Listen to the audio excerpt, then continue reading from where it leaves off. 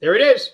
All right, ladies and gentlemen, we are here live. This Facebook Live. I know Jeff is funny because he never makes it to 1, 5, 4, and there we are. All right. So we are very fortunate today from the from the Summerlin office to have Mr. Jeff Botsford. Welcome to the show, Jeff. Thank you, Rick. I was waiting for the studio audience to kick in there. As you hear, they eventually jump in. So tell us a little about yourself, how long you've been doing this, what you're involved in, all that good stuff, please. Oh, sure, Rick. I am the manager of the Woodcock Real Estate Group here in the Summerlin branch of Berkshire Hathaway. Jack Woodcock, a name most everyone on this call would recognize. He is co-founder of this company and has built a wonderful team. I joined Jack about a little over a decade ago. To help build his legacy. And we do commercial and residential real estate. We're a relatively small team. We've got about, we drift between 8 and 10 agents typically. And we do probably 70% of our business is commercial, another 30% residential. I oversee that as the team manager. And then I'm also in production. And about 90% of my business is commercial real estate. Awesome. Yeah, you got Daniel. You got Daniel on that team too. He's a good guy. Yeah, I like Daniel. And I was just at the what's it called? The induction, whatever, when they bring in the new president for MLS. I can't think of the exact word right now, and I was at the same table with Jack, and they actually have a Jack Woodcock Award. I know you know this. Jack Woodcock Award that he gives out for just he's like the man. I mean you know that already. And by the way, if anybody's never listened to the history of Galvar, now LVR, on YouTube, narrated by Jack Woodcock, all of you should listen to that because it's really good. Yeah, he's a special person, and I think he's done wonders for our industry, and I'm honored to be a part of the legacy that he's created. Yeah, he definitely has done a lot for the business, especially for us here. Honestly, being one of the co-founders of the company, and he's just a rock star, still rocking it today too. And, just a tribute to what is possible if you work hard, honest, disciplined. He has a lovely wife, Kathy, too. She's great. What a great story. Their kids are both in, well, I don't know if they're part-time or whatever, but I know they're licensed as well too. So awesome stuff. Yeah. So you get to run that team, which is awesome. You guys do a decent amount. I mean, every year I go to the commercial awards. You guys are up there, 5, whatever, number 5, number 3. You guys have been number 1 year, like 2 or 3 years ago. You guys were number 1. So you do a decent amount of business, and you also do residential. So tell us a little about commercial right now. How's that going on with, are people going back from their home offices back into the office? How is that affecting the commercial world?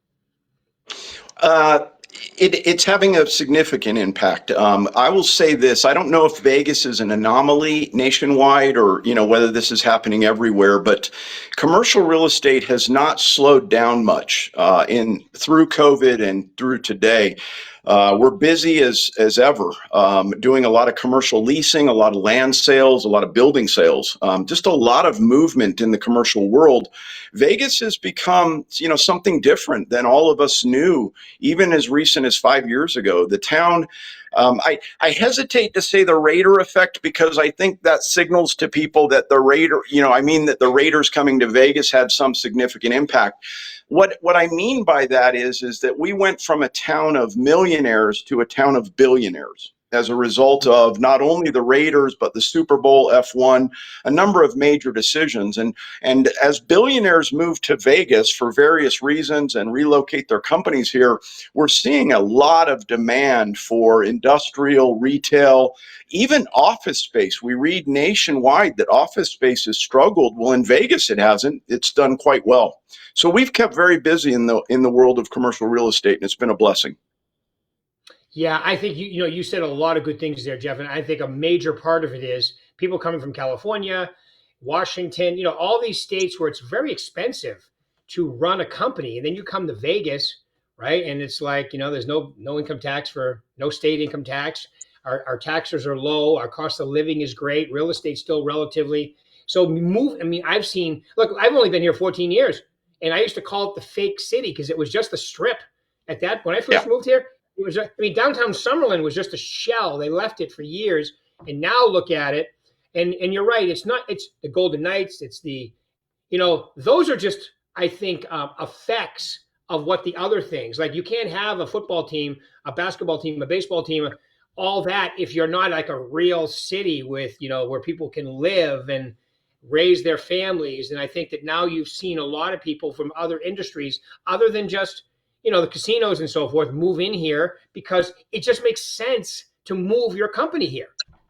It does. It's the tax advantages, the employment expenses, housing, everything is to our advantage. I'll say one thing though, Rick, and that is we've seen a lot of positive change in Vegas. I don't think much of what we've seen holds a candle to the movie studios moving to Vegas. Sony Pictures coming to Vegas. There, two movie studios have announced they're going to be moving to Vegas, or I shouldn't say moving, opening new movie studio facilities in Vegas. That will have a significant impact. I don't feel like the media is reporting it nearly enough. They will employ, each movie studio will bring 7,000 to 10,000 new jobs. Many of those jobs will be filled by people working in California for the studios relocating, but the average compensation for someone working in a movie studio is double to triple the average compensation currently in Las Vegas. So we're going to see a lot of interest in luxury properties, a lot of interest in retail in the Southwest area. I think it's going to be a great boom for us. Yeah, definitely. I love it when I see my man Mark Wahlberg from Boston, South Boston, here and doing his videos. And I just love that. I think it's so awesome. He sells that compound and then moves here and really has another compound with his posse of people following him around, videoing him. You see him at all types, because he has his own line of everything. And you see him at different supermarkets and retail stores and so forth. It's pretty awesome. I hope he just continues to do that. I think Shaquille O'Neal has a place. I mean, the list goes on. When I lived at Panorama, my first 4 years here, I mean, Gail Sayers lived right above me. Pete Rose, I'm seeing the elevator all the time. Joey Fatone. I mean, it was crazy the amount of people. Mark, I mean, even what's his name? Phelps. Michael Phelps was even had a place in there. But you see a lot of people. I can't believe you got to see Gail Sayers. That's super cool. What's really cool about him too is that he was he number 43, right? I think he was number 43. People would order the jersey, have it framed, and he would, yeah, sure. He'll meet him at the front desk, sign his name on it, give him a little message. Then they put the glass over it. Yeah, he was a super. I mean, he was literally had the same unit as me, one floor above me, and I would see him in the elevator all the time. He introduced himself to me the first time, as a matter of fact. I didn't even know who he was. He looked familiar, and I'm like, And then he introduces himself, awesome. And yeah, he was a really nice guy. So was Pete Rose. Pete Rose was actually kind of funny. He gave me a hard time, because he always had the Cincinnati hat on, right? Different versions of it. I'd have my Red Sox hat on, so we'd go back and forth. And I caught Joey Fatone one time serenading his wife in the elevator.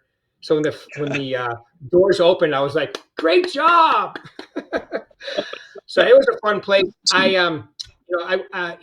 If it wasn't for the HOA, I might have stayed there, but it's an expensive HOA there. Some of those high rises, but they're beautiful. And if you're going to live there full time, it makes sense.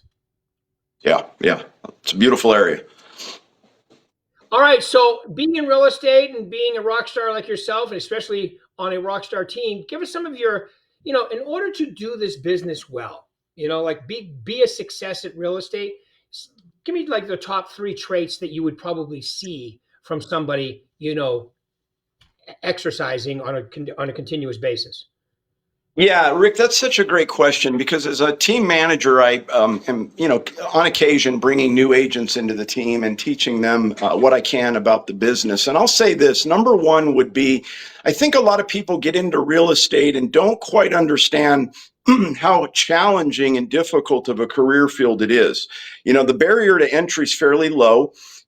People get in, it's fairly easy in real estate to make 40, 50, 60 grand a year. But to get to the 100,000, 300,000 level, it requires a discipline and hard work. And that's the thing I coach the most is you have to treat it like a Monday to Friday, 9 to 5 job where you're in the office, you're disciplined, you're doing the day-to-day things you need to do to be successful, and then you got to work nights and weekends on top of that, right? So this is a business of hard work. And I think if people understood that better at the beginning, they could roll their sleeves up and perhaps experience greater success. So that would be number one, hard work. You mean I'm not going to get picked up at my house by a limo and write contracts in the back while being driven around like they show you on those non-reality shows? Exactly, exactly. Oh, okay. Okay. So Well, I'm yeah, a glad lot you of shared hard that. work, and then the second thing that I would add is, and Rick, I think this is important. And it may go a little bit, I may go a little different direction than perhaps you would typically coach and teach, because you do a great job of coaching and training here at Berkshire Hathaway. But Thank you. I started in my career as a financial advisor, as a stockbroker for a company called Paine Webber back in the day. And I was taught, you had to make certain number of calls every day. You had to set like day-to-day activity goals to be successful. And I was successful. I was the number 2 rookie in the country for that company when I joined them in 1988. The challenge, though, is that when you approach business that way, you tend to burn out pretty fast. It becomes a drag. It becomes something that you don't enjoy doing. You show up to do it. My coaching to people is, don't set day-to-day activity goals. Don't set, I've got to call 50 people, I've got to talk to 10 people, I've got to book one appointment. That will burn you out very quickly in this industry. What I suggest is figure out what you love doing and then go do that. So, for example, I don't spend any time prospecting for new clients ever. I just simply don't do that. What I do is spend my time networking and meeting Mhm. people and getting to know people and building relationships. And the final thing I'd add to that is, when I say network, I don't mean I network to generate real estate business. I think that's a significant error that people make networking, is they immediately jump into, here's what I do, send me a referral kind of thing. When I say network, I'm building relationship and rapport with people. In fact, I'm not even talking about real estate. I happen to mention that I do real estate, but it's about meeting them, understanding them, listening to them, getting to know them. And the more rapport and networking you do that way, I think the more success you have. Because my phone, I get people calling me daily with, hey, Jeff, I know you work in commercial real estate. I'd like to send this person to you. And I've never even discussed real estate with them, but they've gotten to know me, trust me, like me, and that results in referrals. And so that would be my coaching to most people starting out in this business, would be, don't trick yourself into day-to-day numbers and burn yourself out. Get out there, meet people, tell the world your story, and look for opportunities to help people. I love it. Cool. All right. I Cool. hope that's Anything else okay, you Rick. Well, no doubt. It's just a different perspective on how to look at it. It's funny you say that because you call it networking. So I just wrote a little training thing I'm going to be implementing in the first quarter of next year called "Is Your Net Working?" Get a little play on words there. Is your networking? So it's funny you say that because that's what I'm going to be talking about. And part of it is I like having a daily contact goal. I've always had my whole career. To me, it did the exact opposite. When I was done, I Mhm. felt like I fulfilled my obligation. I got something done today. I loaded some people up. So it's just, building relationships, talking to people, getting great at communication. However, you're going to do that, it's definitely something you need to do. I mean, you can't be a secret agent. Yeah, and you said something really important. And there's 100 ways to be successful in real estate. There's 100 different paths to success. I'm just sharing my path, the way I look at it. For me, it's very important to love what I do. I'm usually one of the first people in the building. I'm usually one of the last people to leave the building, because I just love what I do. I like talking to people. I like helping them achieve their goals and watching success. The proudest thing is, and residential agents have this happen all the time, where they get to give the keys, on the new home to their clients. But that happens in commercial real estate for us also. I just placed just 2 days ago a new Pilates studio in Summerlin, and got to meet them over there on Saturday and hand them the keys and watch them celebrate the location of their new business. And it's a lot of fun. Is it downtown Summerlin? It's in Village Circle next to Oh, nice. the trails there, the Albertsons. Yeah. Oh, cool. Cool. Yeah. I mean, Yeah. great. It's a great location, and especially a Pilates studio. That's a very, very trendy thing in Summerlin for sure. So, what do you Yep. see? So, we got 2025. As you know, I always have a saying for every year, and mine for 25 is how you're going to thrive in 2025. So, what do you see? Like, what do you think? What kind of year are we going to have? What's going to happen? Do you see it continuing in commercial? Give us a little forecast. Yeah, I can only speak to the Vegas market. And by the way, I have a background in business, finance, and economics. And in my past, was president of a bank, so I've got quite a background and focus on financials and economics. And so as I look into the crystal ball of 2025, what I think I see is a lot of pent up demand for real estate, a lot of people sitting on the sidelines waiting for the opportunity, which is usually a mistake, right? Waiting on the sidelines, you usually want to get in. And I think what we're going to see with a little bit of interest rate movement is a tremendous amount of demand all coming into the market at about the same time. So, I think back to the first 9 months after COVID started and how crazy busy it got. And I kind of see that coming for 2025. I think it's going to be one of those years where we're running every single direction like mad. And then secondarily, we have less realtors in the world as a result of the various settlements and how much more difficult it is to make a good living in real estate. We've lost some realtors, and I think there's going to be significant business and less of us to handle it. So I think it's going to be get your track shoes on, get your water bottle filled, and get ready, because I think it's going to be a fun year. Yeah, I do too. I think, we get the election behind us. I think people are feeling, consumer confidence is up. The interest rates, like you said, should be coming down. I just read an article because I always check what the economists are saying because, about half of them are right. So Yeah. one of them predicted that we would be in the fives by the second half of next year, 5%. So I'm like, that would be really nice because that would really set a lot of these people that have the threes and the high twos and the that just won't move because their interest rate's so incredible. So I called the last 2 years the have to. People have to move. They're selling.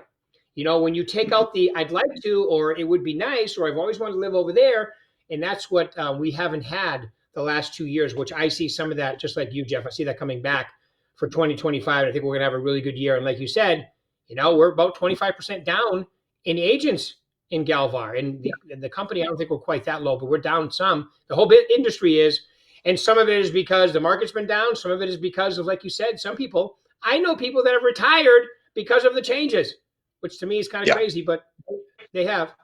Because, And to there's a me, lot, Rick, there's a lot of misinformation out in the world about real estate and realtors and the NAR settlement and all of that. And I can only say this, in my experience, not much has actually changed. I still, we're still writing contracts. We're making a few changes here and there in how we present things, but for the most part, life hasn't changed too much for us. Just a little change, and you got to be ready to roll with that. But I think 2025 is going to be one of the best years for real estate. Not saying we're not going to go through a little bump here and there in the first quarter, but just forecasting and looking at our production for our team, we have more business lined up to close in the first quarter of 2025 than I think we've had in over 5 years. So we've got a lot in the pipeline, and I think a lot of excitement is going to come. yeah. Yeah, and if like a great team like you guys, I mean, if you're doing the right stuff every day and you're filling your pipeline and you're being consistent and disciplined and showing up, I mean, you can do well in any market, but it's always nice to have a good, little playing field get better. So I Yeah. agree with you. All Yeah. right, Jeff. Awesome. Well, I appreciate you taking your time. Any final words you want to leave these lovely people out in Facebook Live land? Well, I'll just say this, if you know, we have a lot of residential realtors at Berkshire Hathaway, and I would just simply add that, you know, when you're out there prospecting, when you're out there talking to your clients, be thinking about commercial opportunities, because almost every time somebody that owns a home, someone living in that home, the husband, the wife, owns a business or is an executive at a company and can make real estate decisions on behalf of that company, refer those opportunities, refer those clients over to your favorite commercial realtor, because you can earn a referral on some awfully big transactions that occur in the commercial real estate world. So if you're out there looking to add another spoke to your hub of ways to generate income for yourself, and you're a residential realtor, be thinking about partnering up with a commercial realtor and finding opportunities to send their way. It can make for a very nice living. We've paid some referral checks out to residential realtors around here that were large percentages of what they made for the year, and we're happy to do it, and we're happy to assist. And so that would be the message I would give to people: is look for avenues of revenue other than just selling real estate. Yeah, and I would say that some of those referral checks are in excess of their average commission checks selling houses, sometimes 2 and 3 times that, just Yeah, for the referral part. And if you don't have a favorite commercial realtor, you do now. Jeff Botsford, call Jeff. He will be happy to help you. I apply for the job. Yeah, I had to put the tie down on there for you, Jeff. Thank you. All right, Thanks, Jeff, Rick. thank you very much for taking your time. Make sure you say hi to Kathy and Jack and the whole crew for me over there, please. You're the best. I will We'll do look that. forward to talking soon, all right? Bye, Thank everybody. you, Bye, Rick. Jeff. Thank you.